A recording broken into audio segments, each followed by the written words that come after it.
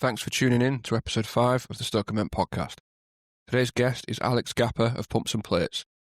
Alex is a firefighter and online fitness coach. We got together to discuss firefighter health and fitness, what firefighters are up against when it comes to managing the challenges of the job and what we can do about it. Alex also talks us through the mistakes we make when it comes to our fitness and what we need to be doing to build healthy foundations and stay fit as we move through our careers and years in the job. We also discuss watch culture and station life and what it's like trying to hold down a fitness routine and good nutrition without taking yourself too seriously, and a little chat at the end about fire station movies to get on your list this year. We did have to agree to disagree on a particular one, however. Thanks for taking the time to support and listen to the podcast. If you get a chance, please leave a rating and a review, as these really do make a difference. Anyway, please enjoy, wherever you are. Here we go with episode 5.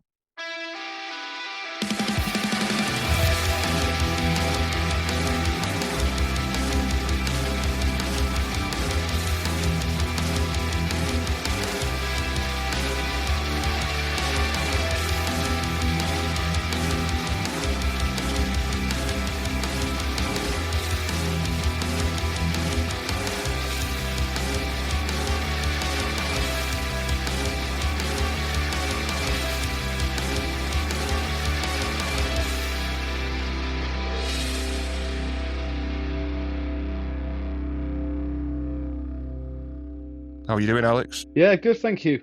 If you do need to put captions on this, I understand. I won't be offended.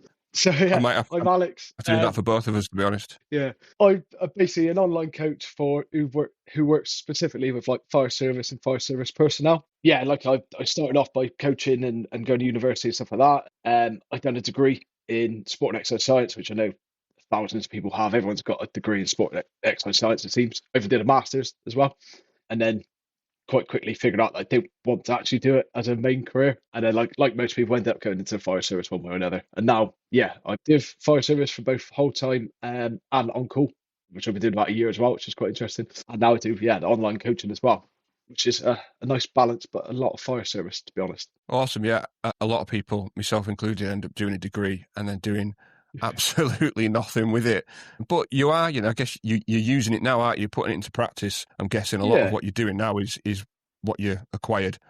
100%. It's kind of strange. Yeah, it's come kind of full circle. Like it's done the degree, then you tangent off doing a lot of other things, and then naturally drifted back to it. I think I did the degree because I was like genuinely interested in like the sport and exercise stuff. It was like a hobby, like at school and that you get into training, that you start going to the gym. Like a lot of people, you get to the end of school and you don't really know what to do. And you're like, well, shit, what do I actually enjoy doing? Like, what makes me happy? So I just ended up going, right, I'll just go to sixth form and study like PE, biology. Oh, what should I do right now? All right, I'll go to uni and study sports science. That seems like a good idea. And then you do it. But then when you kind of do too much of it, you kind of lose the love for it, don't you? And then you end up sort of drifting away from it after you've done too much. But then funnily enough, after a couple of years, it's sort of the passion comes back and you think, oh, I actually got all this like knowledge and this degree that I've done, and how can I make it something that I enjoy doing? And then stumbled into like online coaching, and specifically the area I was working with, like fire service, seemed like an area that was actually really, really needed some help. Yeah, you're right. I think it's one of those industries, I think, where people on the outside looking in expect everybody to be a certain way. They expect everybody to really have the shit together and be super fit and super athletic. But, realistically, that's not the way it is, really. I mean, firefighters are human beings, aren't we? And we all have our ups and downs and our peaks and troughs. And, I think even if you go into the service super fit, it's easy to lose your way. I've certainly had ups and downs. I mean, I've always been a pretty fit person, but I've definitely had rough periods over the last few years where I have struggled, or it's crept up on me, and I've thought, do you know what, I need to, even just having a couple of months off the gym, you miss a few sessions, and before you know it, you haven't been in for a couple of months, and you think, I need to get a grip of this here. So I think there's definitely a need for people like yourself to offer that advice to people that maybe they've lost their way. Have you found that you're coming across people that have lost their way? Very much so. And like, again, most people come into this job fairly fit, don't you? Because like you say, there's kind of an image behind being in the fire service or being a firefighter that everyone kind of likes, and you can deny it all you want, but everyone loves telling that, like you tell it someone, I'm in the fire service. It's that typical like funny meme you see online on it, like ask a firefighter what they do, they love it, and they'll just tell you.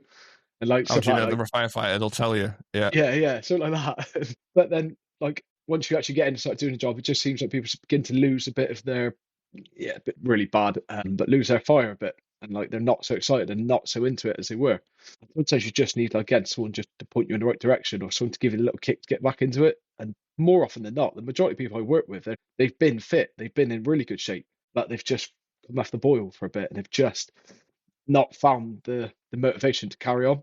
And that's where they need someone just to sort of pick them up and go, and just put them like, right, get back on it here, start doing this, start doing that, and then quite quickly they get back into like basically what they were doing before. But yeah, I think you're right, absolutely right. I think a lot of it is people will go in the gym, but it's what do they do when they're in the gym, I think. And if you've got a program that someone's perhaps put in front of you, it's like when I'm at work, we do like watch circuits and stuff, and it's, we've got someone that'll put all the circuits together and everything, and it just makes it just streamlines the thing for everybody, and it just makes it just gives you a bit of direction, doesn't it, really? And I think maybe deciding what to do, it's like, you can work out, but what are you eating? And it's like, I think that's where the effort comes in, and that's probably where I struggle, to be honest, is the diet side of it, because you've got to be so disciplined, and I'd like to say I'm disciplined, but it's the discipline's there, but it's very inconsistent. If that's, well, I think that's something that I've noticed is a message that you put out is consistency is the key. I'm guessing that seems to be a big thing that I've noticed from your posts. Yeah, it is, and that's why it's the difference between, like, everyone starts a diet, last 2 weeks, and then stops, and then within 2 weeks you're back to where you started. There's no, like, it takes a bit longer than that, and it's just that getting beyond 2 weeks, getting beyond 3 weeks, and then you actually start seeing the results come through, and then that spirals you to keep going. But for most people, it's that first couple of weeks. You go in really motivated. Motivation dies as soon as you have like a busy night shift, or as soon as you spend the day at like a standby somewhere, you're doing something like that. It just throws motivation, and then quite quickly people resort straight back to what they were doing before. Whereas that, obviously, I'm going to sell it like this, but like that's where the coaching makes a difference, because you've then got someone going, well, why have you gone back? Like, why have you changed that? You've had a day at standby somewhere, and now you've just smashed a load of cakes in. It's that accountability that stops you from doing it. We're left to our own devices. We're all for, aren't we? But and there's always cakes on the table, isn't there? Yeah. Always. There's always somebody that's messed up somewhere and had to bring cakes in, especially there's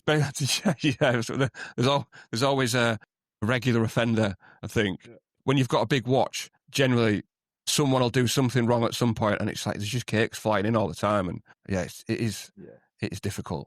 Like you said earlier, though, like, everyone on the sort of outside of this job looking in thinks that, right, fire service, firefighter, they should be fit, they should be, like, really in shape. That's like the image, isn't it? But then as soon as you sort of join, or you peek behind the curtain a little bit, you realise it's kind of comparable, especially for, like, from what I've studied in the background, to like a sort of a professional sport environment, in that what you're sort of doing career wise is very physical. What you're training for is quite up there. So like a rugby player trained to play on a Saturday all week, they'll be sort of training, eating and stuff like that.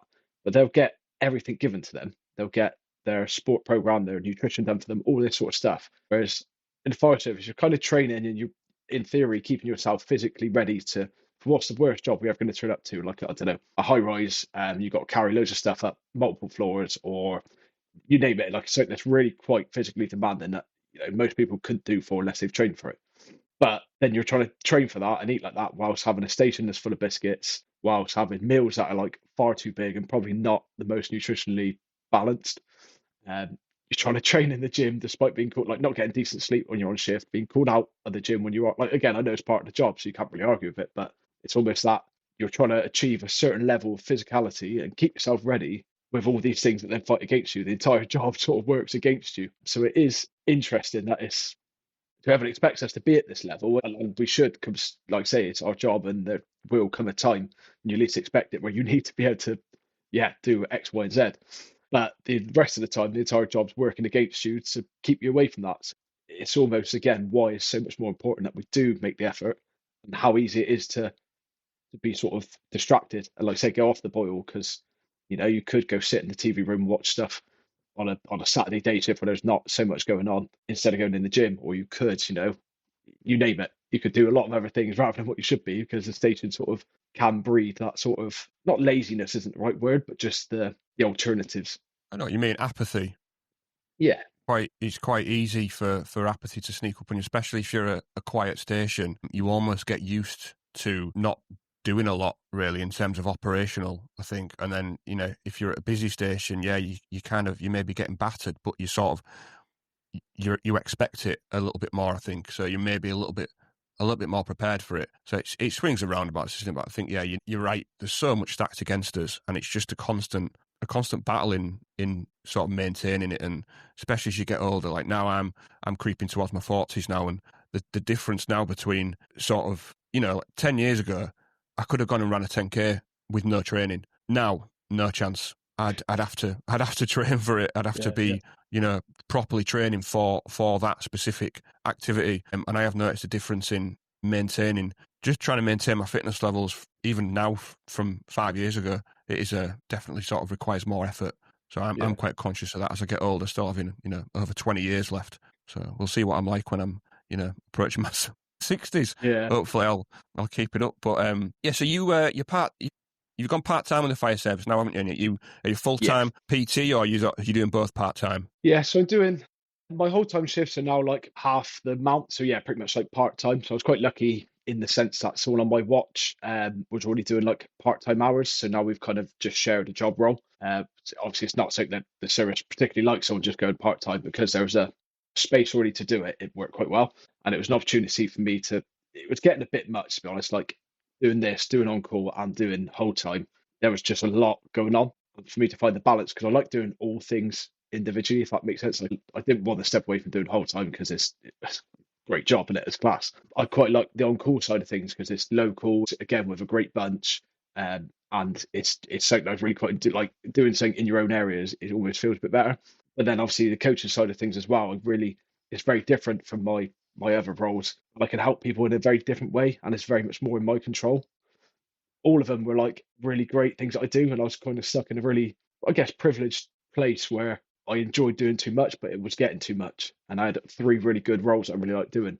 So the easiest way is to buy myself back some time and get a bit more balance was to kind of take the part-time role as whole time, which it's absolutely working exactly what I wanted it to. It's giving me more time and sort of less stress at home and stuff like this. And it means I can still be part of everything. Yeah. So yeah, I do one. So I work 2-2-4, but now I just do obviously 1 day shift and then 1 night shift. And then coaching is kind of like the main occupation, I guess you could say now. And then as I sit here doing stuff, I've got on call as well. Yeah. So you're still doing the on call as well? Yeah. So you're not really part time then, fire service, are you? If you're doing on call and whole time, even with doing the whole time hours, it's still even on call. I did on call for 7-8 years, and it was it is a big commitment. I find massive commitment, especially if you're busy.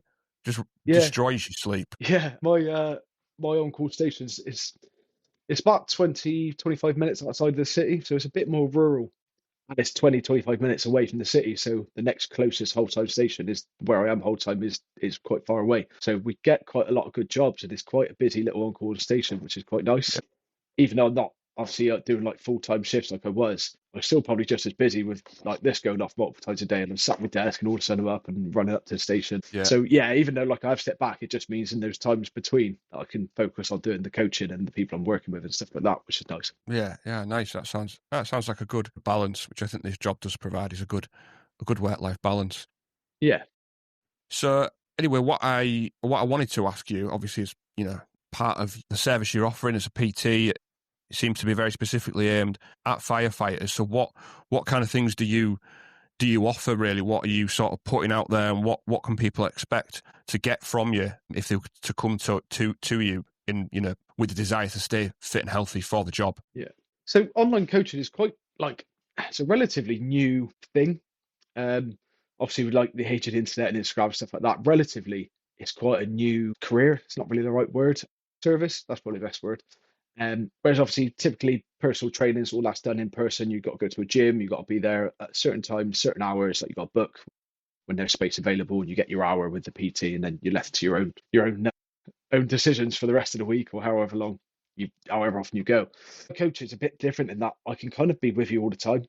Obviously I'm not really on my phone at 2 a.m. unless I'm up at a shower or something. But online coaching is very different, that you don't have to be around for me. I'm kind of around for you. So everything we do it's online, as in the name. And the biggest thing I guess it provides is just accountability. Like say you see a PT once a week, it costs you, a decent PT costs you 50 quid. You see them for 1 hour, they take you through a workout, and then you're left to like make your decisions after that. You can walk out of a walk out of a personal training session and then go to the bakery and get a cake and go home, and the rest of the week kind of might follow suit. And then next week you go back, and then in 3-4 months' time, people going, "You've been seeing a PT or not?" Then, and you're like, "Yeah, I've been doing me once a week, and I haven't really changed." But whereas with coaching, it's more like holistic. It looks at everything.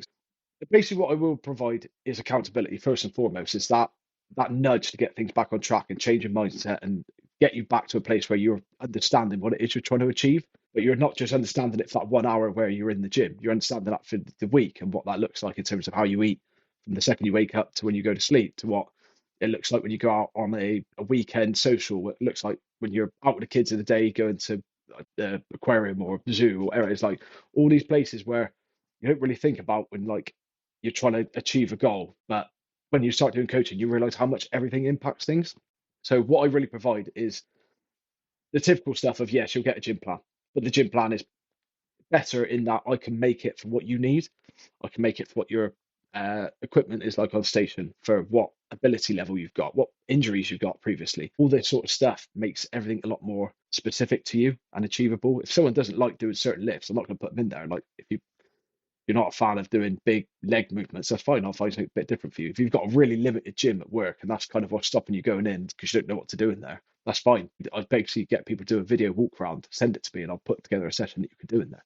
And then we look at things like, obviously, the diet. Like you said, it's a massive point that people just don't really think about. You know, I go in, I lift my weights, I'm not seeing any change. Why? That's because when you come out of lifting your weights, you go and smash in a full English breakfast on shift because that's what you've always done. So it's that other side of things. And let's say when you're not on shift, what is it you do? What's your habits look like? How would you sleep at home? It's all these things that tie in together. You'd have a really good week, like Monday to Friday, and then as soon as the weekend comes, on the piss, you're doing all these other things. It's looking at everything from a bigger angle, and then specifically like that's kind of accountable to everyone and applicable to everyone rather. But then specifically with what I do and why I work with fire service people, is there's those specific things that go in our job that make things harder. So lack of sleep when when you have a busy tour, you're both night shifts have been a kick in. You don't really know what to do because you come off one night shift, you're hungry, you're tired.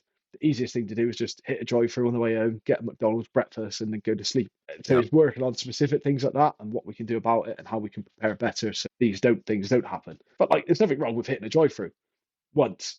But if you're doing it after every tour, if you work at a busy station, it becomes a habit. Again, with the biscuits, there's nothing wrong with having a biscuit on shift. But if you're quite, podgy, let's say, and you're getting a bit embarrassed, a bit unconscious about your size, it's no longer like you can have a biscuit on shift, but it's now no longer the best thing to be doing for you if you want to see some change. So I know I sit there and preach like, never have biscuits, never have this, never have that. It's not you never have them. It's just if you're looking to change a little bit, you've got to accept some losses. And it's moderation, isn't it? Or if you are, maybe you don't have them for a period of time. If they're there, for me, if they're not there, if it's out of sight, out of mind, do you know what I mean? Yeah. But if they're there on the table, especially if you're getting jobs and you've missed your tea or you've missed your lunch or whatever, you've not eaten anything for 6 hours because you've been in and out, and it's like they're there on the table. It's like, you're going to have them, aren't you, really? Yeah. But I think it's that consistency and that, because I like structure, but it's not guaranteed in this job, is it? Yeah. And I think that's, like you say, about compensating for loss of sleep and injuries and stuff. So I think it's great that it sounds like, you'll take everything into account of what that person is dealing with. I think you're hard pushed to find a firefighter that isn't carrying some form of old injury. I think most firefighters they're carrying some kind of injury or old injury, especially when you speak to people that are sort of getting into the 50s, and a lot of them, they're just knackered, aren't they? Their knees are knackered, and they're kind of, I've known firefighters that they're sort of getting into the mid 50s and they're kind of just biding the time really until they can retire because they're just knackered, really. So I think for me, it's about trying to get ahead of it and just maintain it and be consistent throughout your career, really, which is easier said than done, I think. Yeah, definitely. Yeah. Like I say, how many people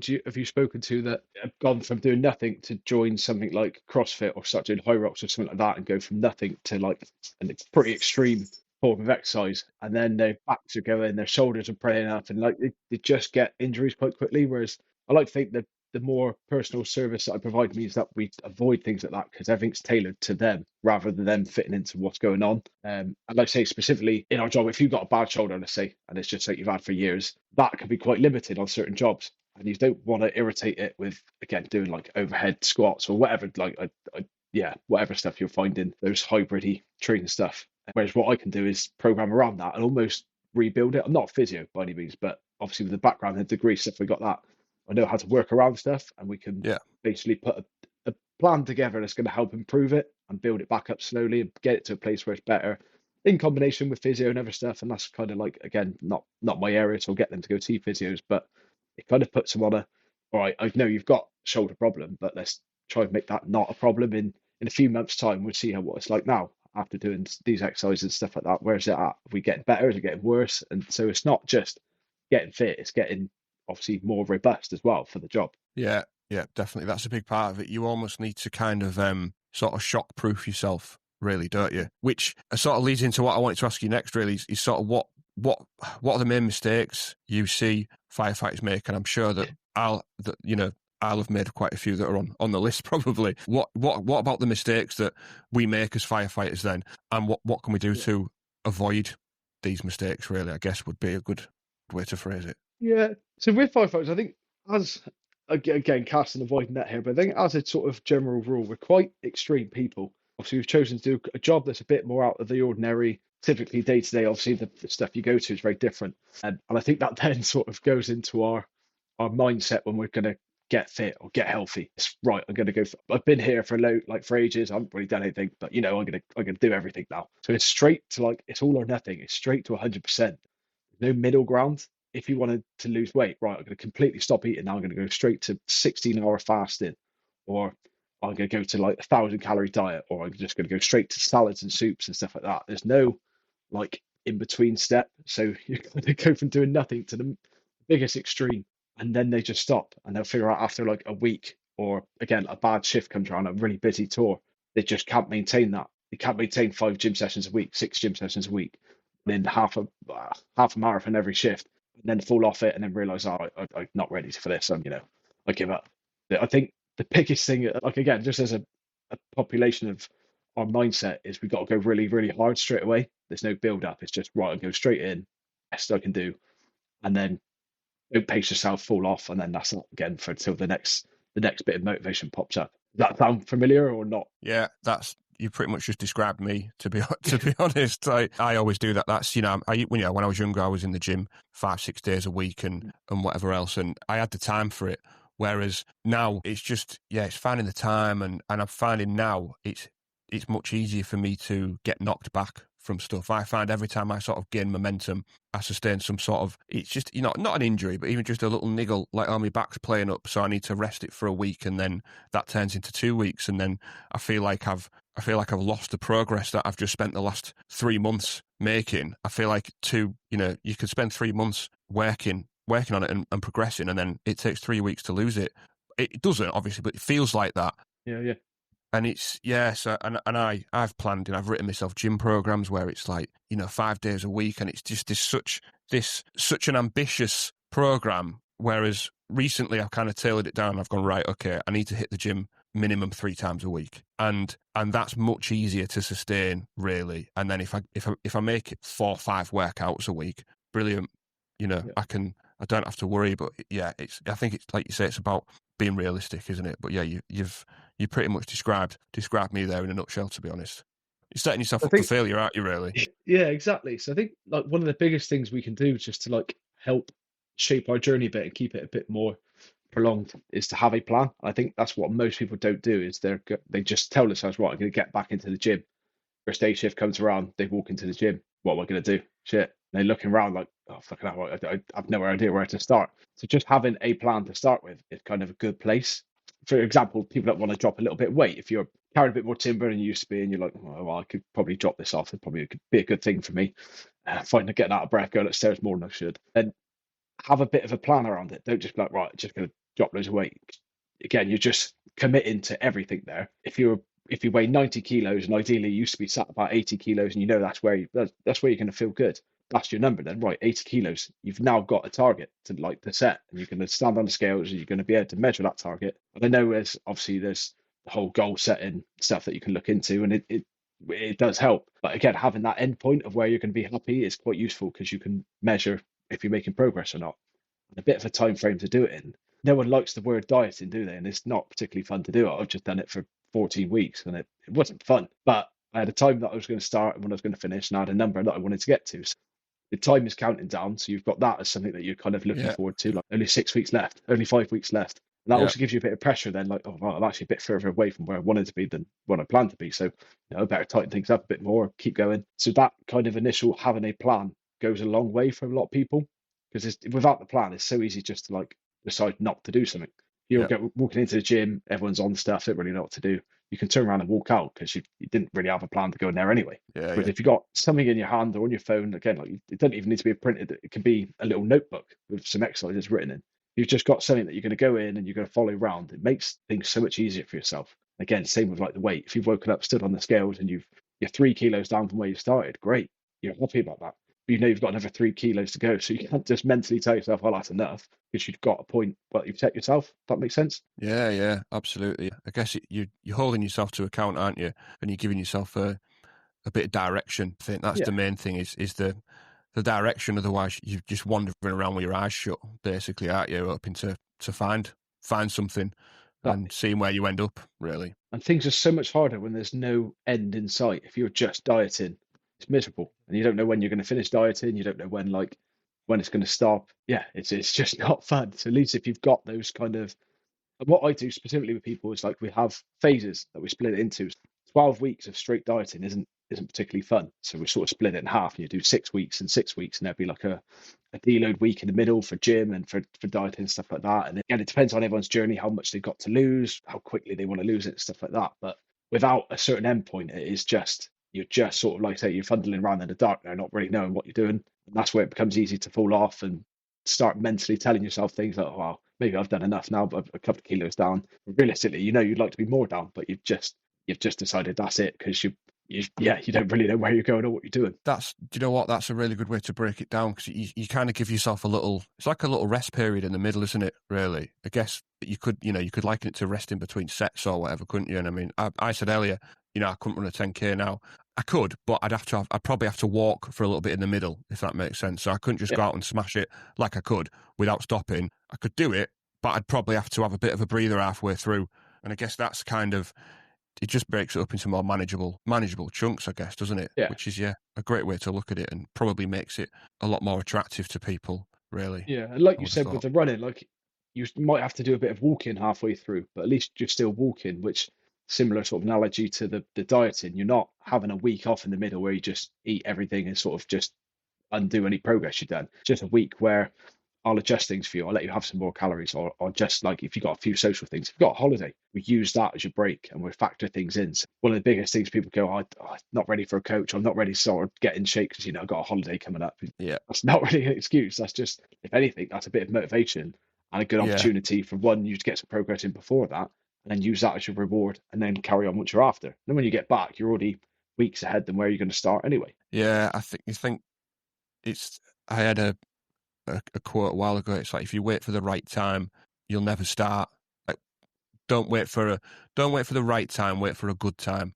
I think it was something like that, because it might be that now doesn't feel like the perfect time to start, but when is the perfect time to start? If now is a good time to start, then why wait? And I guess, if you go on holiday, it's a little breather, isn't it? Are you saying, so say you have a week off, what does that week off look like? Have you still got to be, I imagine you can't just throw everything out the window, but you can maybe relax a little bit. Yeah. So again, this is why having a coach is probably the best thing for most people, because if you give yourself an inch, you'll take a mile, and you'll go probably a bit further than you should. Whereas realistically, if someone I was working with has a break week or a bit of like rest week, just bring the calories up, bring everything up a little bit, so they get a bit more freedom, but you're not stepping off the path. You're not like completely losing control. If we're tracking calories, you're still tracking your calories, but you're just having more to eat that week. So you get the feeling of resting, you get the feeling of not being hungry and dieting, but you're not completely losing the accountability of having a takeaway every night in that week and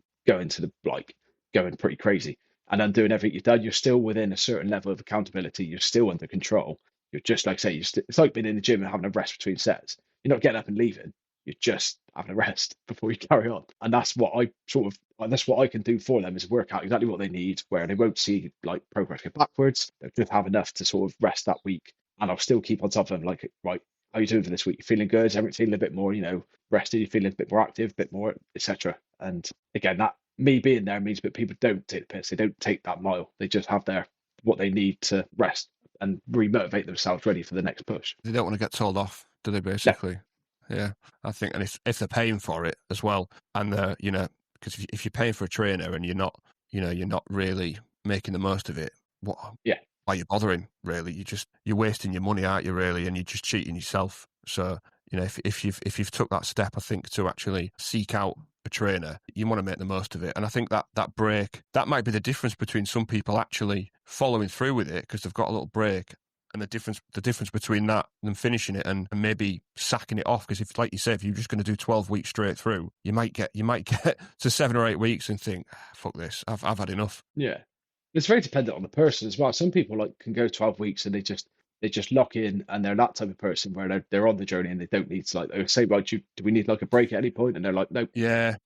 The results are going so quickly down, and they're finding exactly what they're after. The further into it, the more they enjoy it. The results is basically spiraling the motivation. So they're just happy to keep going, and that's great. But some people obviously find this a lot harder and just have more things going on at home, or more stress and stuff like that. And that's again where the beauty of coaching is I can move things depending on the person, which is essentially what makes it a lot more successful, I guess.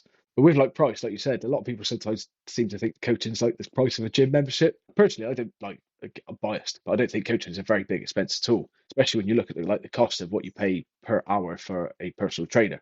But it's also more expensive than a gym membership, because how many of us have had a gym membership and paid for a gym membership for months without going and not really thought twice about it, because it doesn't sting, it doesn't hurt. I don't know if it's true, but I've heard that that's where gyms make most of their money. Is from people that pay but don't go. Yeah. I mean, I haven't had a gym membership for years now, because I use the gym at work, and I've got like a little kind of a gym at home. It's not a gym, but it's weights. I've got weights and kettlebells and a rowing machine and whatever else in the spare room, and that combined with the gym at work. I mean, I can't remember the last time I went in a commercial gym. It's probably 10 years ago, to be honest. Is it a fairly good gym you got at station? So it's pretty good. It allows us to do good circuits and lift weights and stuff, and we'll do circuits out in the yard as well. We'll take kit outside and set up a little circuit on the drill yard. We'll do like EMOMs and Tabatas and things like that, and it's good and it's enjoyable, and I think it brings the watch together as well. I think working there, and everyone you've got everyone else pushing you and holding you accountable then. And I think if you're just working out on your own, you've not got someone pushing you. I always find it's more fun when you're doing it with somebody else. It's like if you go out for a run, I have to have if I go out for a run, I've got to listen to music. Yeah. Whereas I do enjoy going out for a run with somebody else. If I'm running with somebody else, I won't bother listening to music, because you've got that person with you, and it's just I don't know, it's just maybe a more fulfilling experience doing it with somebody else, I think, maybe sometimes, depending on what you're training for. I find running soul destroying. It's got to be something to distract me. It's got to be a podcast or some music or going with someone, because I just can't. I just find it tedious. Yeah, it's like Marmite, really, isn't it? I go through phases with running. Really, I'll do it for a little bit, and then I'll have had enough of it, and I'll do circuits instead, and then I might introduce running again. But I definitely go through phases with everything. Really, it's just my personality, which I think is why I struggle with the nutrition side of stuff, because it's just that it's maintaining that consistency, which is one I'm very up and down, if that makes sense. Yeah, definitely. Nutrition it's hard, but it's also fairly easy. It doesn't need to be complicated. I think that's one of the ways that, again, most of us go wrong, is we think it needs to be like salads and really interesting. Like on Instagram, you scroll through and you see all these really lovely meals that people put together that look like they've taken hours to make and stuff like that. It doesn't really need to be any of that. Or the stuff like I work on with people is just being prepared with better snacks. Go to station with pre-made protein shake, like you buy it like Lidl for £1, or pack of beef jerky or a protein bar, stuff like this. It's just better options of what you're currently having. You don't need to become an influencer and do all these silly moves. You just need to eat a bit better. A lot of time it's just leaving stuff alone. It's not even eating more or more of different stuff. It's just eating less of the worst stuff, swapping it out for like a better alternative, really. Because we ain't got masses amount of time, have we? Like shift wise is always busy when you're on your tour, and then when you're off, usually family stuff, the things that have gathered the last few days, like home things that he's doing, all the odd jobs. So it's not like we've got masses amount of time. So it's not like with bodybuilding where you've got time to be prepping 100 different Tupperwares full of stuff. A lot of it's just picking better options. If you're out on the move all day with the kids or you're working your second job or stuff like that, get a meal deal. Like instead of going for the all day breakfast with a bag of Monster Munch and a full fat Coke, get a chicken salad sandwich with a chicken snack or like a fruit bag, dare I say it, and then a zero sugar drink. So it's not really changed anything about what you're doing other than the choice not you that make. difficult. Yeah, I actually, know what? On my way to work last week, I stopped and I got a meal deal, and I went for the fruit bag because it was just like instead of a chocolate, I was like, you know what? Gonna have a bit of fruit today instead of a chocolate bar. It was just it's a bit half-assed, isn't it? But like you say, it's better than a bit of fruit is better than a king-size Twix, isn't it? So Again, like if you can stick to that, if that fits your lifestyle and that's what you could do for a 12-week period, you'll see so much more change of that than trying to do like endless cooking and meal prepping. And it after a week, you're like, I just can't do this. So it's more about like again, the easy options sort of give you the better progress for the long term. Silly things like getting people to change their diet. I quite like skyr yogurt. I find that's great. You can take a tub of that like anywhere. Fair enough, you've got to refrigerate it after a couple of hours, but going on shift with one of them. Yeah, I'll use. I have overnight oats for me for breakfast with skyr yogurt and almond milk and whatever else. That's like me staple and how for easy me is that breakfast. to make? Yeah, it takes less than a minute to make it before you go to bed, and then it's just there in the morning. Yeah, so silly things like that, but that's the sort of things we work on and find different things of doing that fit people's lifestyles. If you can make one of those before going on each day shift, you're laughing because you're going to take that with you. You're going to eat that when you get there. Instead of making toast, instead of making all the other things that we just go straight to whatever cake someone's brought in that day because last tour they left their helmet at the job or whatever. Like having something as silly as that then replaces something worse. Protein, if it's like protein overnight oats, then you're going to get a protein hit. You're going to be more satiated for the morning. You're not going to then resort to eating more. It's small things that make big differences. I'm not expecting you to make like a massive, whatever, intricate breakfast of all these different things going on. It can be as simple as an overnight oats. Replace the full English that you were going to have instead. Yeah, absolutely. What have you got any kind of like tips and tricks that we can, if we are, because there's a lot of factors that are outside of our control. Like sometimes, I might have a busy night shift where I'm stationed. It's quite rare that we're not out on a night. So, if you have a busy night shift, and I find a couple of busy nights on the bounce, it can write off your first couple of days off, and you just don't want to do anything really. Sometimes I might come back from a night shift and I'll get a workout in straight away before I crash. But sort of those kind of factors that are outside of our control, what would you say is the best way just to try and regain a little bit of control over your routine really and your life and make sure that you don't fall off the wagon really if you have a bad week or a bad tour? So anyone that I work with, well, as soon as I say this, I'm like, oh yeah, he says that all the time. It's organisation and it's just being a little bit more prepared than you usually are.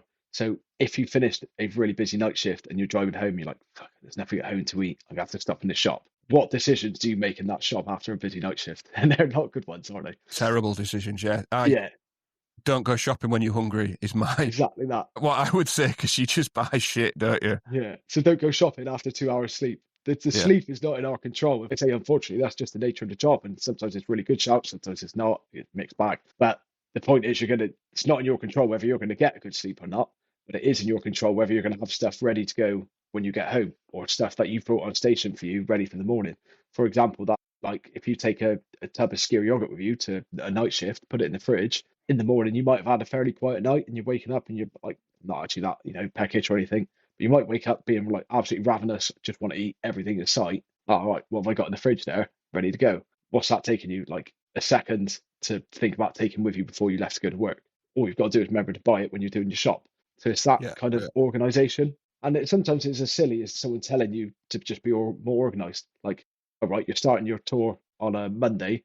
So right, Sunday, go to the shops, probably the worst day to go to the shops, but go to the shops and do your shopping. Like, get your shop in. You know you're going on tour. What sort of things do we need? Like, let's make a bit of a list. Right, okay, 2 tubs of skyr yogurt. That's our day shifts planned, like for overnight oats. What do you want to take with you? Like, again, for nights, for a pudding replacement. If you're looking to drop a bit of weight, you don't really want to be having we quite like apple strudel on my watch. I don't know what it is. It seems to be the go-to. But yeah, it is really nice. But you know what? If you're trying to drop some weight, you probably shouldn't be having the apple strudel with the cream and the. So, all right, you got yourself a little protein pudding. Cool. So it's just getting all that stuff in beforehand and that little bit of preparation. And even if you're not taking it to shift, you've got it at home. So when you do leave the station after a busy day shift and you've been out all day, you haven't really had a chance to eat, and like I say, it's just been one of them days, and you're starving, and you know you've got to stop in the shop on the way home because you ain't got anything for dinner yet. Let's avoid that. Let's have some stuff ready to go. And even if it's just the raw ingredients, again, you don't have to like batch cook 100 meals. But if you've got, oh no, I've got some 5% mince in the fridge, and I got some whatever in the cupboards. Cool, I know roughly what I'm going to have. You don't need to stop. So kind of like the biggest thing that I work on straight away with people is just having a bit more organization, because in this job there are unpredictable things. You go to like a day shift, you get there at whatever your starting time is. 2 minutes into that shift, you could be out and not back until the end of that shift. So anything like you're stuck then. And like, one of the other things then is like the sort of things you take on shift with you. If you've got a bag full of like semi-decent snacks and stuff, well, you're already doing better than if you didn't. So it's that kind of just preparing for the worst case scenarios, and then you'll never be caught short, or you won't be caught short anywhere near as much, and you won't be left to make those really bad decisions that ultimately either make you go backwards or just make you lose. You know, oh, I've gone off the diet now, so I might as well just keep going. Kind of decisions. Yeah, I absolutely agree. You're sort of setting yourself up for success, then, aren't you? Really, I've got like a big like lunch cool bag that I'll take, and it's got, you know, a couple of cool blocks in it. I'll have my breakfast in it, and I'll have stuff throughout the rest of the day. And you know, I'll get there'll be the obvious comments of you know, oh, you know, what you brought your man bag for? What's in that? Blah blah blah. And it's like, well, you know, at least I've got something if we do get shafted, or you know, when you know you're sat there having your, I don't know, your pot noodle and your packet of crisps or whatever. Like, I've actually got some decent food that I've brought with me. So yeah, and you know, I mean, it's funny, isn't it? We're like the first people to take the piss. Like firefighters, you love ripping it out of each other. First opportunity, anything that's going, you do it. But then, funnily enough, like say when I start working with people, they'll be like, "Oh, everyone's taking the piss now because they know I've started getting on my fitness trend."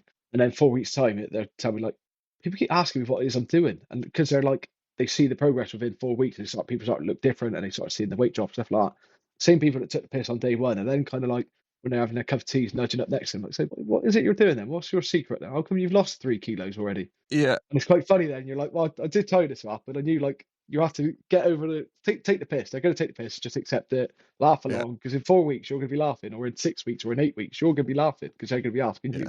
Yeah, and it is funny. It's part of the job, isn't it? It's kind of like that. It's like that Pat mentality, really. As soon as anyone strays from the normal, what's expected, or someone does something a little bit different, it's like you're kind of opening the door to those comments. I do enjoy it. It's just a funny part of the job. But when you think about the actual psychology of it as well, quite interesting, really. Do you have like a mess on your watch then? Do you do like breakfast on days or lunch on days? Yeah, we do. Yeah, so we pay into it each month, and we'll do like a breakfast, not a cut breakfast all the time. We'll have like, you know, like eggs and beans and a bit of toast, and then on a weekend we'll have like, if we're on a weekend day, we'll have like a full breakfast brunch kind of thing, and then we'll use it what's left over. We'll use it for socials and stuff. So we'll have like a meal in the morning together, right? It tends to be about lunchtime, really, sort of late morning, midday, and then we'll just do our own thing for tea. But I've been on watches before where, you know, we'll do sort of every meal together, and then we'll take it in turns to cook. Obviously, you know, the things that get cooked on a fire station, you've kind of got three choices, really, haven't you? A chili, a curry, or I don't know, like sausage and mash or something. But it's got to have meat. It's got to have meat. If if you've got the audacity to suggest anything vegetarian, you might as well just hand your notice in straight away, because you'll get destroyed for it. So it's part of the culture, isn't it? And it's funny, but it's, I guess, if you're wanting to drop a few pounds, it's going to might cause you a bit of bother, depending on on the culture on Yeah. that watch, I think, really. So this was kind of my point. So on my, it depends on the service on the station what you typically do. So on ours we do breakfast on a day shift, and then we do a dinner on a night shift, and you're paying, I think it's like roughly 40 quid a month, so it's not bad at all, and we eat pretty well. And like I said, the meals we have are actually pretty good. It's the usual rotation. Like I say, it's gonna be chilies, curries. Like do like things like chicken and leek pie is a real favourite, Oh yeah, that sounds good. with like homemade mash and sort of that. So everything's quite well cooked. Like it's not, I wouldn't say there's bad food options. You There's can some get places amazing where, chefs in the fire service. I'll say that there are yeah, some amazing cooks in the fire service. and some people, yeah, like I said, they pull out some recipes out of places you think, where did you find this? This is for a fire station, like some sort of gourmet chicken meal. You're like, oh. But for the last 14 weeks, I've basically done like a bit of a slimming down. I documented it all on YouTube and stuff like that. But for that though, I had to kind of leave the mess, which it was necessary to do because, like you say, it's hard to stay in that and still sort of get the progress that you want because of the nature of it. It's big portions. You know, you're feeding some. My watch is typically 8 or 9 on shift, so you're feeding a lot of people. It's big, like Yeah. the mashed potato is ridiculous. It's all really nice, and it's a really nice social aspect. And then sometimes there's pudding and stuff like that. For the sake of what I wanted to achieve, I left it for a little bit, and I started taking in my own food, and straight away ripped on. Sat at the mess table, all eating together, which is like one of my favourite parts of the job, to be fair. Sat there with my little Tupperware eating the homemade chili that I brought in because I know exactly what was in it. I've weighed it all out, measured it, and they're just Yeah. throwing down garlic bread down the table at me and stuff like that. Not obviously lastly, but just so it gets under my nose and I have to smell it and Yeah. stuff like that. And you just become like, oh, you're laughing, and it is really annoying, but you're also laughing because it is funny. Like you're sort of Yeah, just taking it as the jokes that they are. But yeah, then it's I say funny. 6 weeks later, I'm still doing it. I'm still going, but I'm more, however many kilos down now. And eventually I got to the end of it, got what I wanted, and now I'm going to join back in next month. Like I say, there is that element of you get the piss taken, but ultimately as long as you're making the progress that you want to, it kind of overrules that.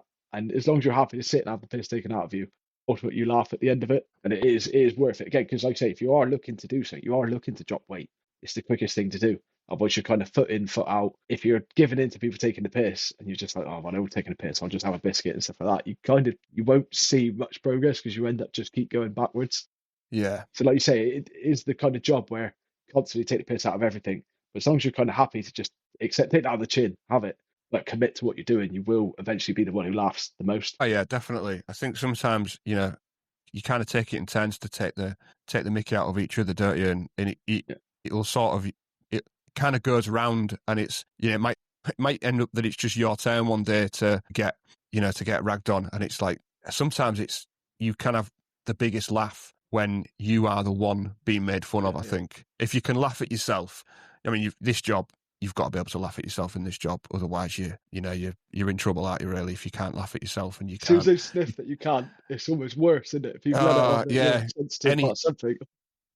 Any hint of weakness, and that's it. Like it's. But then I think that's for a lot of people. I think that's maybe the way that you learn, especially if you join this job young and you haven't really been in that environment before. It's a little bit like being at school. If you haven't got used to having a laugh at yourself, then this job certainly will teach you how to do that. I think that is one of the good parts of it. It's done in I think it's done in with good intentions a lot of the time. And if it's that that sort of playful watch environment, it can be one of the best times you have, really, which I think is another thing that makes this job so good.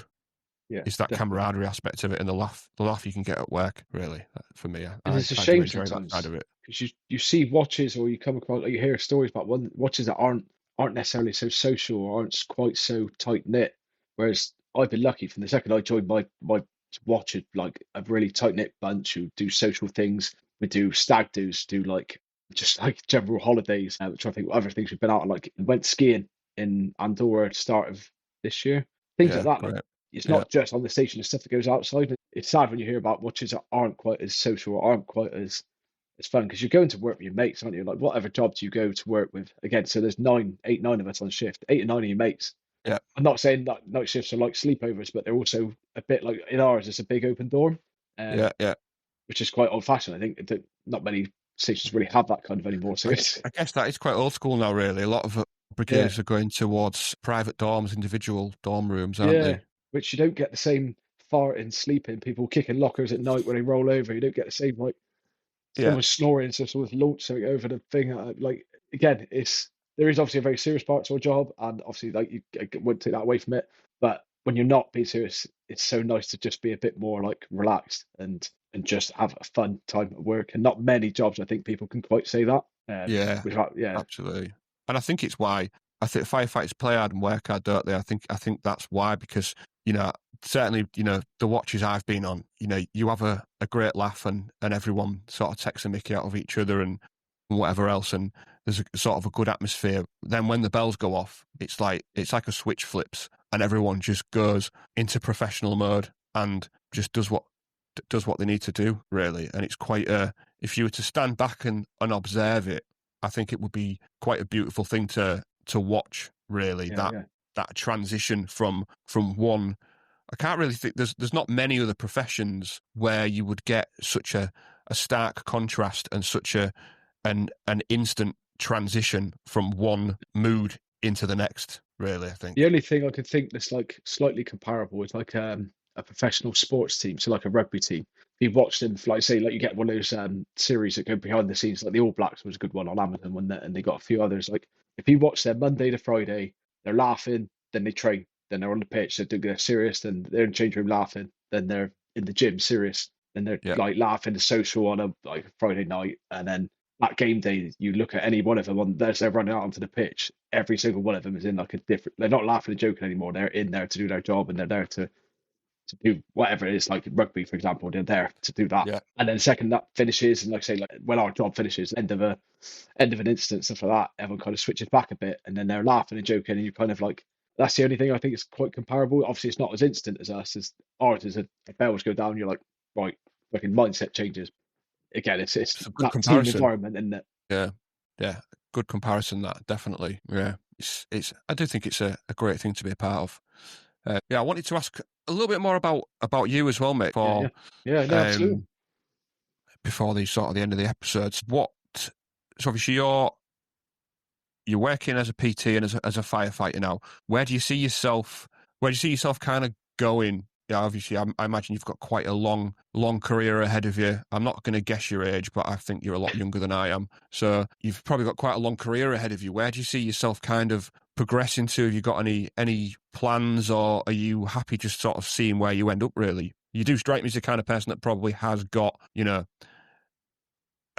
sort of something in mind or ambitions of where you want to end up. Yeah, so I've been quite lucky, to be honest, since I got a station that I joined on quite a busy multi-pump station. So the first station I've been to was kind of like one of the better ones in the service in terms of like what's there. So it's got two pumps, and it got a TL, like a APL, animal rescue, a boat, what's it there?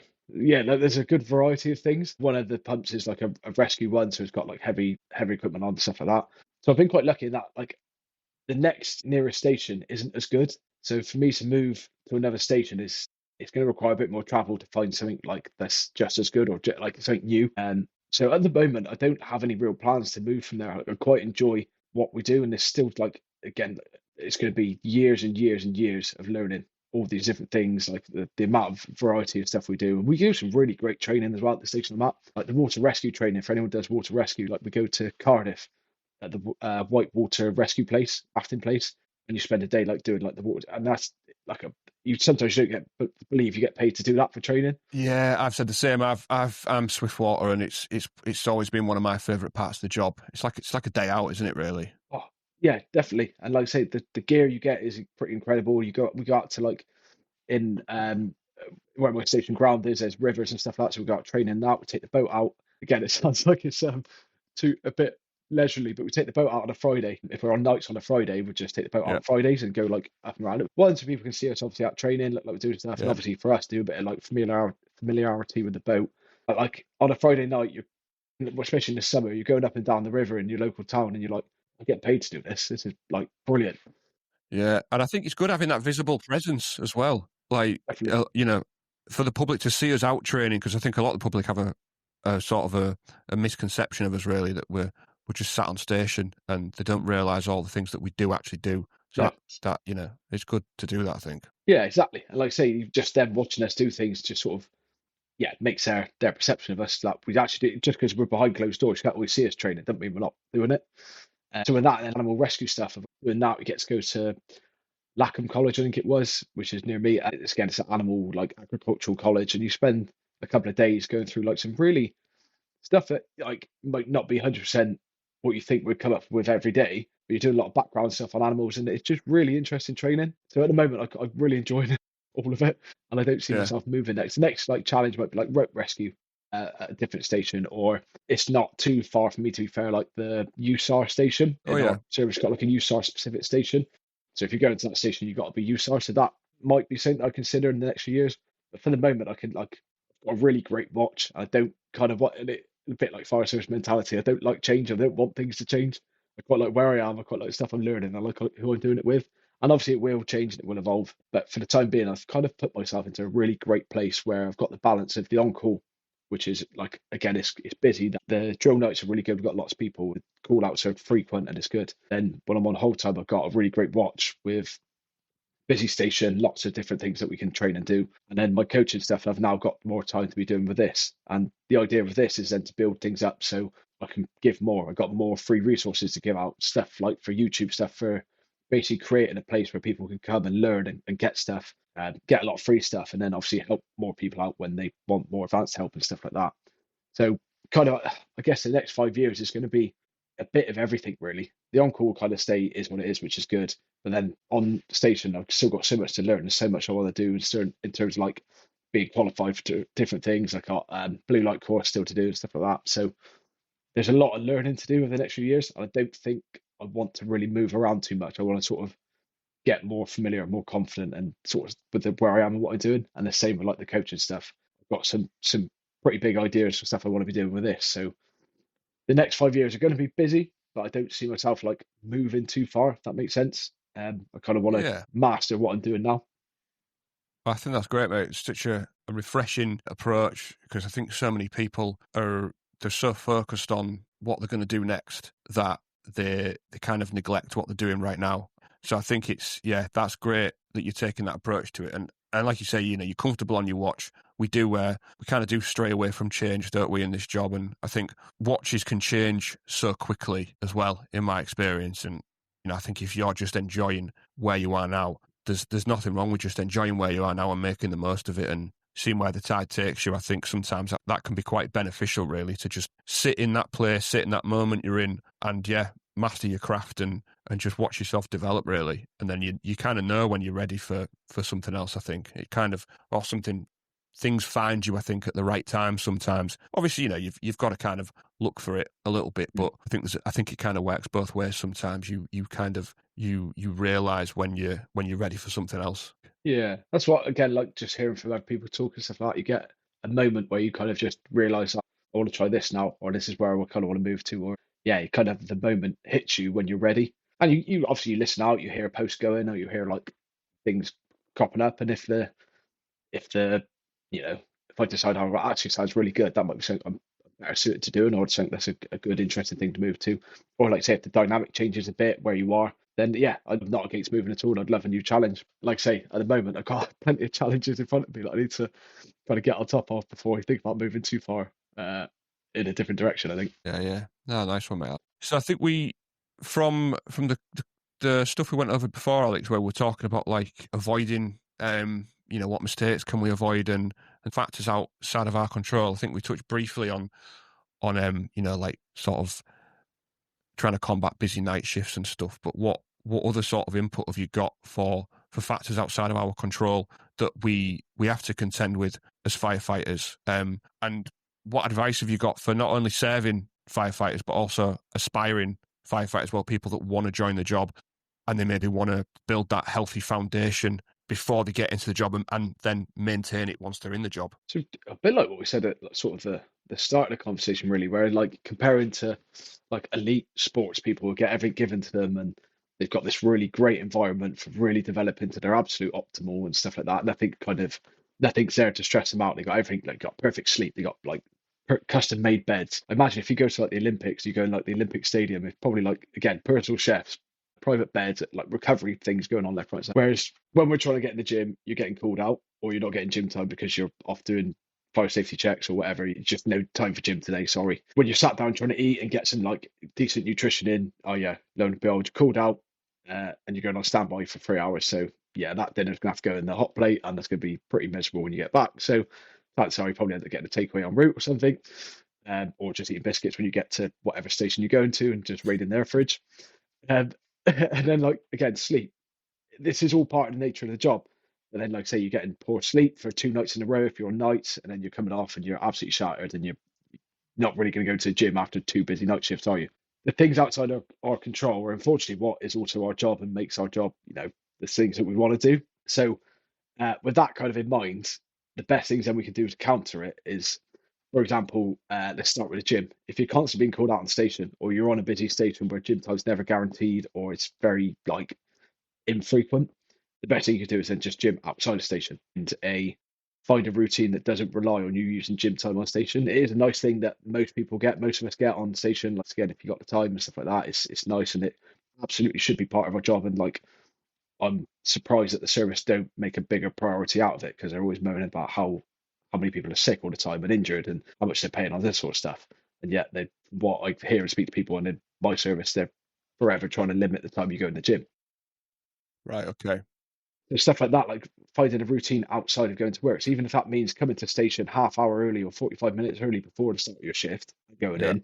If it's on a day shift, you're going to work anyway in the morning. It's not like you've got much to do. You might have kids and stuff to sort out, in which case you might have to change it. But for a vast majority of us, if you're getting to the shift for 7 o'clock, 8 o'clock, you can get 45 minutes early. You can miss a lot of traffic as well. Like it kind of works out better, but it just requires getting up a little bit earlier. But you get your session in and it'll be uninterrupted. And then you start shift feeling better because you've done your shift, you've done your session, and then you kind of behave better on shift because you've started your day right, and then you kind of those mentality and habits follow suit.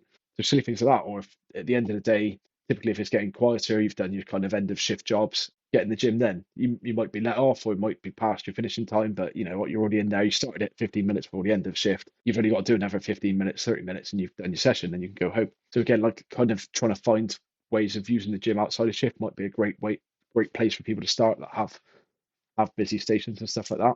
I personally hate doing gym sessions on station because you're fighting with everyone else on the watch to get the equipment you want, and then your chances are you might get disrupted halfway through it. And if you get disrupted, you don't ever come back to doing it, or you're just pushing it throughout the day and you're constantly kicking the can like, no, I'll just go at lunchtime. No, I'll just go at the end of the set, and then you never do. So in regards to like gym and training, I'd find the biggest thing that limits us is the job of being called out and stuff like that. So just take that out of it and do your gym outside of. And if your rest days are fairly chilled for you, use those. Those are the best days you've got the most control for things. So back to your sessions in then. You typically use the gym on station, you said, don't you? Yeah, so a bit of both. I'll tend to get in the gym on at least one of my day shifts. Most of my working out, to be honest, I do at home, but I'll try and get in the gym on at least one of my day shifts and do a bit of a watch circuit. But yeah, it does bite you sometimes. We were in the gym a while ago, and we were doing quite a legs heavy session, and then the bells went, and it was for the 10th floor of a high rise. So, it was just someone burnt some toast or something, but going up 10 flights of stairs after, box step ups and bare peas and lunges and whatever else was, I'll say, challenging. But I made it. Nice. That's the Painfully, thing, isn't it? I made it, yeah. No one minds being called out of the gym as long as it's something good, but you hate it when you get called out and it's like alarms going off, or it's just something really like tedious.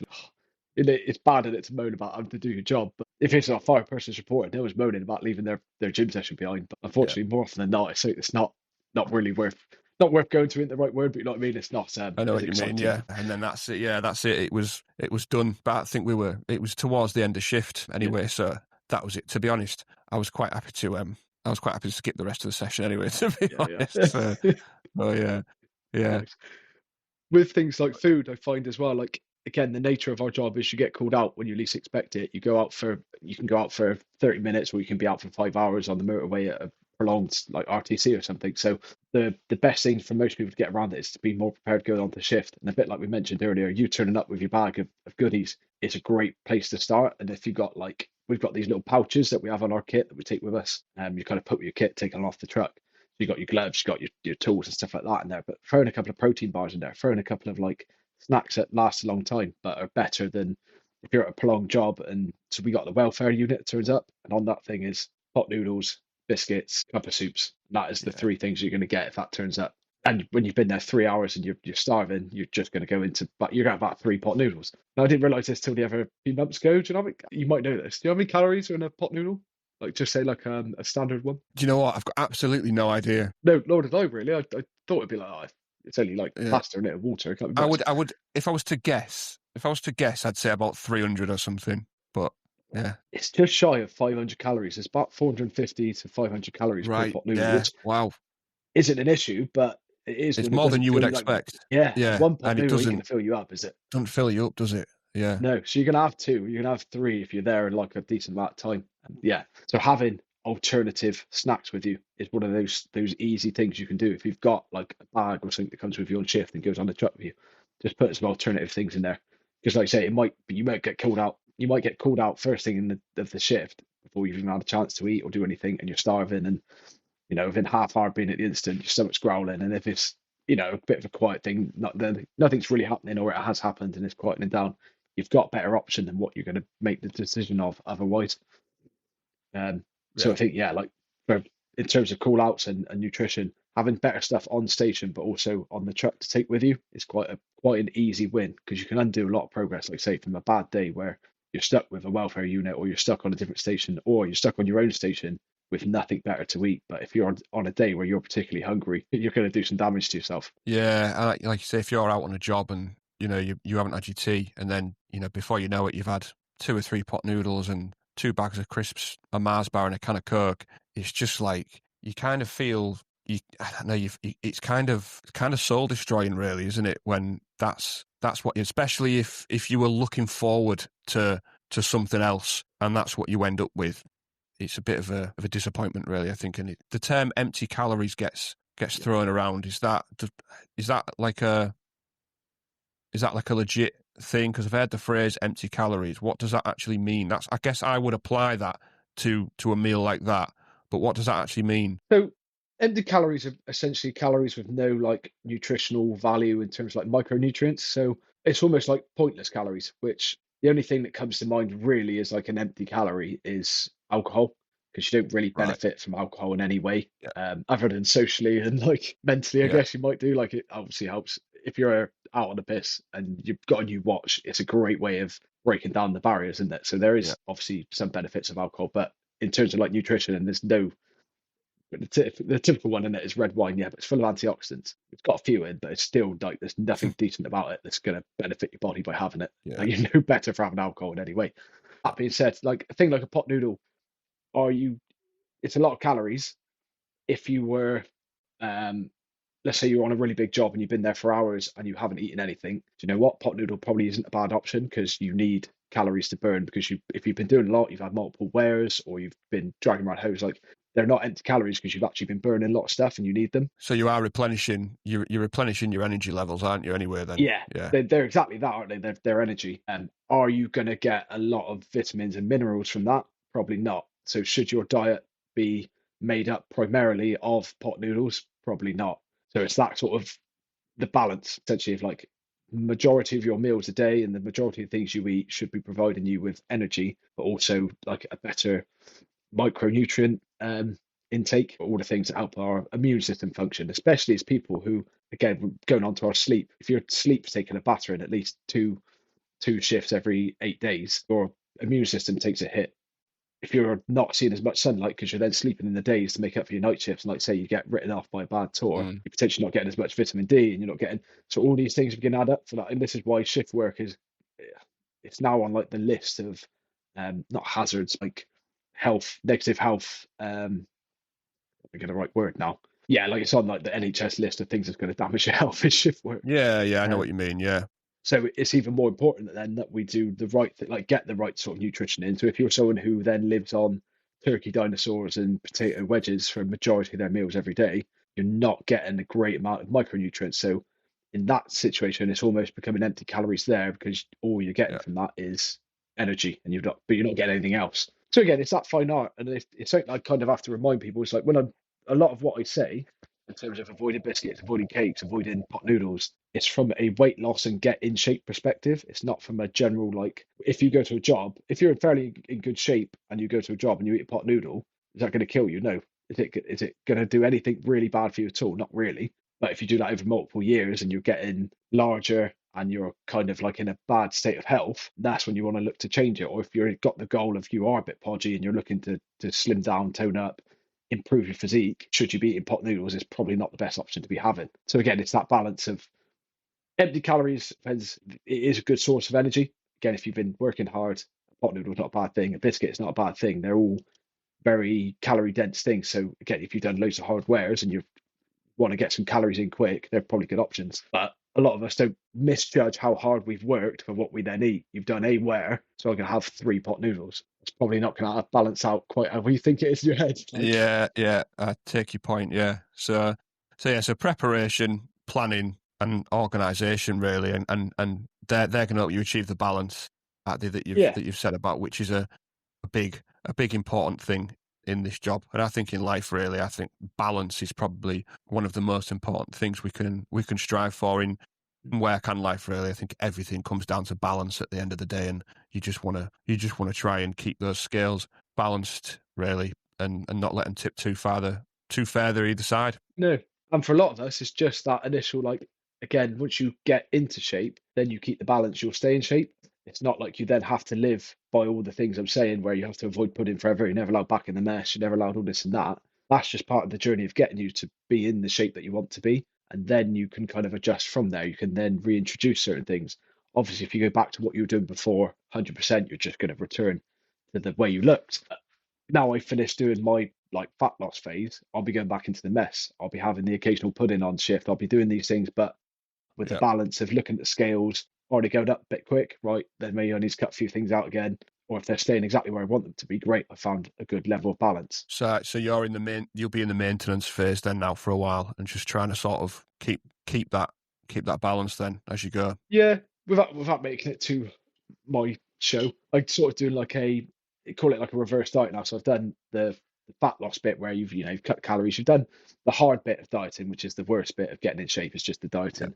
And now I'm doing a bit where you're slowly bringing your calories back up now. So the calories that I was on to lose weight isn't what I need to be on to hold that weight. So I can now bring them back up to like a maintenance level, find where that is. So I weigh roughly 75 kilos now rather than the 85 that I started. I can now eat a pretty good amount of calories again to hold that, because I've got mostly just muscle mass without as much fat now. So it's all positive so composition. 10 kilos then, that's good going. Just shy of, yeah. I was like 9.8. I was a bit annoyed. And now the next stage I'm going into is then how to add some muscle and stuff without adding on loads of weight. So now I get to eat a bit more calories, and how I get to do that side of things. The typical I'm sure you've seen the bodybuilders, isn't it? When they're smashing back burgers and shakes and fries, they're dirty bulking and they take in 10,000 calories a day and building their muscle. Realistically, it's not really much like that unless you're on a shitload of gear. How you can do it, essentially, again, so many people in this job tell you, don't they, I want to lose weight, but I want to gain some muscle. So this now showing you how to separate those two things. If I've lost the fat, got to a good physique, and now how do I keep that physique and build upon it and get stronger and get more muscle and stuff like that, and how to do it without actually just getting fat again. So that's the kind of next phase I'm going into, and I'm putting all this stuff on YouTube as part of a series and stuff like that, so it's easy for anyone who does want to sort of, how's he doing all that? How's this all working? You can literally follow along. Right, nice. I will put the link to that in the notes for the episode, and then people, if they're interested, they can have a little look and follow along. Sounds interesting, that. And it's filmed from a perspective of someone who is on call, who is doing whole time shifts, who is, if you're in control, sat at a desk for most of the day, unable to go out and do stuff. I guess the beauty and the reason I really did do it was to show you what it actually looks like for someone in the fire service, and not just someone who's just a PT who gets paid to do it for a living. It's all the other stuff that we do, getting called out in your sessions, getting called out in the middle of the night, and then getting up in the morning having to go to work and stuff like that. Yeah, do you know what? I'm glad you touched on that, actually, because that's one thing I've noticed about a lot of online trainers and PTs and stuff is you look at them and you think, well, that's your job. It's your job to look like that, and you must spend the amount of time some people spend in the gym, and certain people that get paid for it and whatever else. It's you're pretty much paid to work out. So it's, I guess, the fact that you've shown that, it's good really, because it makes it, people might realise that it is a bit more realistic and it's more attainable, and it's not just for people who get paid to do it, and it's not just for people who it's their job to be in the gym, really. Yeah.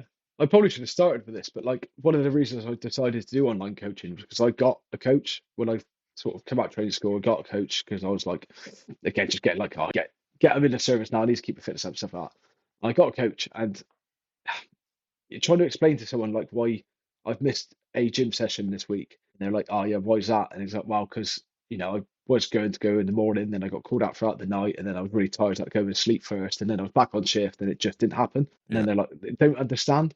And there was so many like little things I was trying to tell them, like, and they're just like, no, I don't really understand. Or like, didn't see it as a viable excuse and stuff like that. And it's just like, Right. it doesn't really help. Doesn't really apply. Our job's very specific in the things that we do and the specific reasons that make fitness hard for us. And unless you've done it, unless you've experienced it, and and you don't really understand. And that also works into the fact that I know when people have been a bit too blaming on the job and when they're not. So you know when to call bullshit and when not to. If someone's had a busy night and they're absolutely shagged and they say, I just can't do my session this morning, absolutely fine. Go home, sleep, recover, do that session later in the day because you'll get a better session for it. Whereas if they're coming back and saying, oh no, we had was it a fatal afternoon with doing like uh, talks to people. So, I didn't really fancy going to my session after. You're like, well, I know for a fact you could have gone. Yeah. I know what you mean. Yeah, it's good. I guess it's good because you understand it, but you're also there to hold people accountable for it as well, which I do think people need sometimes. So what about, I don't know how long you've been in the job, and obviously, you've kind of taken a little bit of a step away, but what have you got any standout moments that you want to talk about? I know we've talked a bit about watch culture. Any sort of moments that have sprung out at you since you joined that have kind of shaped your understanding of the job or anything like that? Yeah. When I hear this question, you always picture like, oh, what was my TV moment or my movie moment where you're carrying someone out of a burning building? And to be honest, like I don't know how many people have had those moments, but I haven't had a specific moment where I thought like, oh, that was heroic or that was great. It's just a lot Even of an like, impactful conversation with anyone. Do you know what I mean? Even like, because I think sometimes the people we work with can shape us as firefighters as much as the incidents we go to. Really, I think. and I think I've been blessed with like a really great station with really great people, and not just even just saying that, like it all kind of blurs in. There's just so many standout individuals for their own reason, like who talk to you about different things. You take, I guess that again, the beauty of the job. You take things from different people, don't you? Someone who's really a certain way and does something really well, and you sort of like, oh, I need to be a bit more like them. And then you see someone else who's a bloke on my watch retired last year who hit 50, and I think he's in better shape than I am or anyone else that I've seen. Again, like you're like, if I could be like that at 50, and that might not be related to the job per se, but it is because you see the way he handles himself, and he takes his gym time every opportunity he gets, and the way he brings his own stuff in, and the things you just take from every single person, and then on the job as well, like how. So on my watch, I got 4 women, which in my service, most like watches have one at most. Obviously, there's a lot of women coming into the job and stuff, but my watch is quite unique because there's 4 in one watch, Yeah, and every that's one of them, quite a good balance. That. yeah, and every single one of them, I wouldn't want to like fall out with. I wouldn't want to be on the receiving end of their temper or anything like that. But they're the most determined, competitive people. Like if you're at a job and like I don't know, as blokes might take it for granted sometimes, like being able to hit a door in with a sledgehammer is potentially easier for us than a lot of women. But then you see like one of the women I work with will get a sledgehammer off, and you just see like the sheer determination in their eyes that like they're there to prove themselves and they're not going to be like taken for put like backwards or taken as a second option. Stuff like that you just take from people and you think that's the mentality I need for everything I go to. So yeah, to sort of round out your question, there's no specific instance that come to mind. There's a lot of weird stuff, not that carrying someone out of a burning building moment, but there's a lot of weird other ones. My very first shout on station was CPR after I came to training school. First one. First Wow. shift didn't have any shouts, and then like the first shout that I did go to was doing CPR at like 3 a.m. on someone, and it was that kind of moment again. Like you're like, shit, this is a real job. Like, this is actually that's got to be rare for a first job. Yeah, I know. I couldn't believe it. Like, yeah, it was. You walked off the job after, like, shit, mate, this is quite a serious job, isn't it? Yeah, so yeah. There's things like that stand out as moments. Again, everything's very different every time you do it. I think. Yeah. Yes. There's no standout moments. Just a lot of good training, a lot of good people, and a lot of stuff that I'm always trying to take on board, I guess. It does kind of all blur into one, really, doesn't it? I think. Yeah. It's just the mentality, and I think the shifts as well. The weeks just fly by on the 2-2-4 shift pattern, and it does get quite blurry sometimes.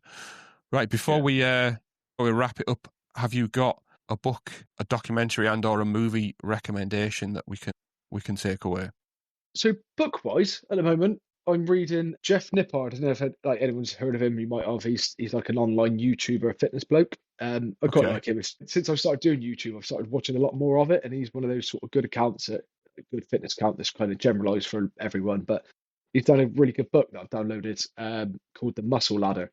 And for people who are looking to get interested in training but don't, he's basically broken down most of the complex principles of fitness and made it into a really great book. It breaks down everything from like form, from sets and reps, like from the basic beginning to build yourself up. And it's called The Ladder because it works in that sort of that way. Oh, nice. Also quite applicable to us. But yeah, it's a great book for someone who's knows a bit. Like I'm reading it, and obviously I know a lot of these principles, but he's broken it down in such a great way that it's quite refreshing to read it and makes you really understand a lot of things. So The Muscle Ladder is quite a good one that I'd recommend. Right, nice. I will make a note of that. Thank you. Entries wise, so I think I haven't watched any specific fitness ones for a long time. Nothing like overly relevant to us. I quite like on Netflix, like the Generation Iron and Pumping Iron and stuff like that. I thought they was always quite good. Yeah, I've seen that. Yeah, classic. I watched the West Side Barbell one. That was quite interesting for people who like want to understand more. Like, if you've heard of it and want to know more, that was quite interesting. Okay, I've not seen that. And yeah, movie wise, it's just I don't know. This is a good one, I guess, because I don't know about you. If it's like a Sunday night and it's quiet, do you ever get like a film on? The only people watching this, hopefully, are firefighters who understand this, or general public. I'm like, they watch films. Yeah. But is there any like go-to films that you have on station? Go-to fire service movies probably got to be like it's got to be like classic action movies, really. I think like Die Hard, like Demolition Man, stuff like that. You know, like just like classic 80s like action movies. I think are pretty good. Like Predator, like good fire station staples, I think. So considering this is going to come out about Christmas, is there any specific Christmas films that are on station every year? Die Hard is a Christmas movie. I will die on that hill. Die Hard is a Christmas movie. Yeah. Yeah, no, I agree. Yeah. Any others? I don't know, good Christmas movies. It's one of them where there's absolutely loads, but you've turned it back on me now, haven't you? And I know. You've put the spotlight back on me now. I'm trying to get some inspiration, that's why, so I can go into the station next door and be like, well, I've got a film we're going to watch, or again, Christmas. I'm like, well, let's watch this one. Die Hard obviously comes up anyway, but... Yeah, definitely. I don't know, there's got to be some... Nothing springing to mind. What about you? No.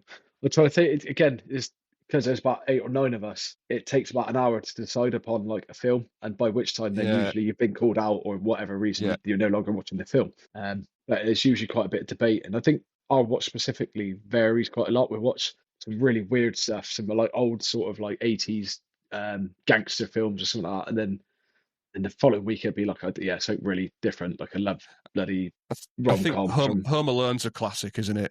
Yeah. Home Alone, and there's one I'm gonna get slated for this, but Lampoon's I was just thinking of that Christmas one. Holiday. I was trying to think of the name. I couldn't think of it. People love it, but I didn't think much to it, to be honest. I was like, yeah, it's all right, but it's not the kind of movie I'd watch twice. Maybe on a fire station, you get it on in the background, but like, I didn't think much. I'm one of those ones who love that film, and that'll be one every Christmas when someone goes. I could tell by your reaction. Like, I'll put up my hand. Yeah, National Lampoon's Christmas Vacation. It's so old now, though. It's so dated, and I think maybe because I didn't watch it when I was younger, I watched it as an adult. So I think if it's maybe one that I'd watched when I was younger, I'd feel differently about it. But yeah, one of them really. That's films are just very varied. I have no specific ones, to be honest. Training or otherwise, I'm quite into. I like films. I like cinema. I like stuff like that, and I'm just quite open to most. Really, I kind of I'll go with whatever's going on. Really. Yeah, cool. So where can people get hold of you then if they decide, if they listen to this and they think, do you know what, I could actually, I wouldn't mind having a word with Alex and maybe see if you can take them on as a client. Where can they reach you? Where can they get hold of you? So Instagram, is the main place, really. Obviously, I'm on YouTube. I've got a channel. I imagine if you message me, it'll tell me one way or another. But typically, Instagram's the best place to go. That's kind of where I base myself most of the time. And yeah, I put up as much as I can for free. Like I try make things that are really educational. Obviously, some of it's funny, some of it's just my own stuff and stuff like that. But if people are interested in more about what I do and what it actually looks like coaching or otherwise, like I'm doing, by the time this comes out, it probably would have finished. But I was doing a group program where a couple of times a year I'll do like a group thing, which is a little bit cheaper, where people can all come in together, and it's more of a community thing, like a short, sharp program to get people back in shape. Then obviously I do like the one-to-one coaching, which is a lot more personalized and specific. And then I've got like a free trial. So I've got a lot of bits going on really that people can sort of pick and choose what suits them. And that's kind of the idea, is to build out what I do. So you've got multiple levels of to meet everyone's needs really. So Instagram is the best place to go. Alex at _ pumps and plates coaching. And yeah, just drop me a message. I'm pretty social. I'll hit you back pretty quickly. Awesome. Nice one. Cheers, mate. I will I'll stick all that in the notes for the episode as well, and put a little link, and hopefully people can just go from there. Yeah, sounds good. Sounds like a good plan. Yeah, nice one. Well, thanks for coming on, mate, and taking the time out of your day and your schedule. It's been a great conversation. Really enjoyed it. Had a good laugh, and yeah, absolute pleasure. So thank you for taking the time. No, thank you for having me. Hopefully people can understand me a little bit better by this point of the chat. But yeah, we're at polar ends of the spectrum with the accents, me and you, I think, aren't we? Yeah. about as different as you could get. I think if the subtitles are needed for you, they'll definitely be needed for me. So yeah, nice one. Right, thanks, mate. Have a great day, and we'll catch up soon. Yeah, sounds good. Thank you. Cheers, pal. See you later. Bye bye.